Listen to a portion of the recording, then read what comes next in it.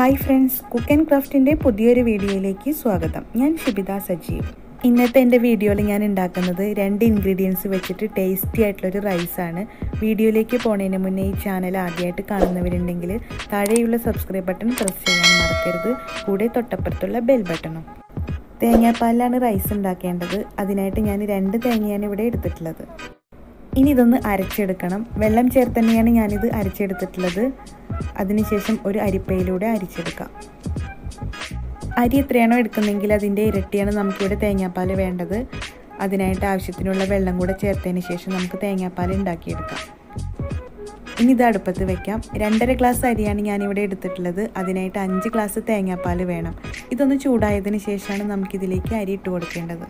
ജീരകശാല rice വെച്ചാണ് ഞാനിത് ഉണ്ടാക്കിയിട്ടുള്ളത്. നമുക്ക് വേണമെങ്കിൽ പച്ചരിയോ അല്ലെങ്കിൽ റേഷനരിയോ വെച്ച് ഇത് ഉണ്ടാക്കാം. ഇനി ഇതൊന്ന് കഴുകിയതിന് ശേഷം ഒരു ഓട്ടപാത്രത്തിലാക്കി വെക്കാം. തേങ്ങാപ്പാൽ തിളയ്ക്കേണ്ട ആവശ്യമില്ല. ജസ്റ്റ് ഒന്ന് ചൂടായാലും നമുക്കിതിലേക്ക് അരി ഇട്ട് കൊടുക്കാം. ഇപ്പോൾ ഇവിടെ തേങ്ങാപ്പാൽ ചൂടായി വന്നിട്ടുണ്ട്. ഇനി ഇതിലേക്ക് നമുക്ക് അരി ഇട്ട് കൊടുക്കാം. അതിനുശേഷം ഒന്ന് മിക്സാക്കി എടുക്കാം.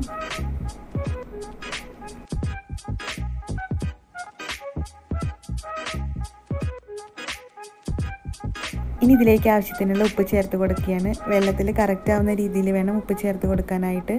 അതിനുശേഷം നല്ലതുപോലെ ഒന്ന് മിക്സാക്കി എടുക്കാം. തേങ്ങാപ്പാലായതുകൊണ്ട് അടി പിടിക്കാൻ ചാൻസ് ഉണ്ട്. അതുകൊണ്ട് നമുക്ക് ഇടയ്ക്കൊന്ന് ഇളക്കി കൊടുക്കാം. മീഡിയം ഫ്ലെയിമിലിട്ട് വേണം ഇത് കുക്ക് ചെയ്തെടുക്കാനായിട്ട്.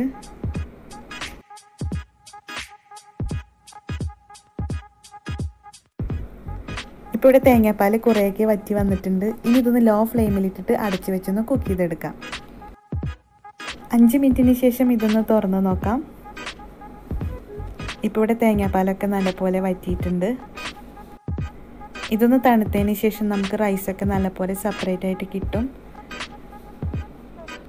കുറഞ്ഞ ഇൻഗ്രീഡിയൻസ് വെച്ചിട്ട് നല്ല ടേസ്റ്റി ആയിട്ടുള്ള റൈസ് നമുക്ക് വളരെ എളുപ്പത്തിൽ തന്നെ ഉണ്ടാക്കിയെടുക്കാം. ഇതൊന്ന് തണുത്തതിന് ശേഷം നമുക്കൊരു പ്ലേറ്റിലേക്ക് മാറ്റാം. 2 ഇൻഗ്രീഡിയൻസ് വെച്ചുണ്ടാക്കണ ഈ തേങ്ങാപ്പാൽ ചോറ് എന്തായാലും വീട്ടിലൊന്ന് ഉണ്ടാക്കി നോക്കണം. എന്നിട്ട് അഭിപ്രായം അറിയിക്കാൻ മറക്കരുത്. ഒപ്പം ഷെയർ ചെയ്യാനും മറക്കരുത്. അടുത്ത നല്ലൊരു റെസിപ്പിയായിട്ട് വരുന്നവരേക്കിനും ഇന്ന് വിട പറഞ്ഞു പോകുന്നത് ഷിബിത സജീവ്. Thank you.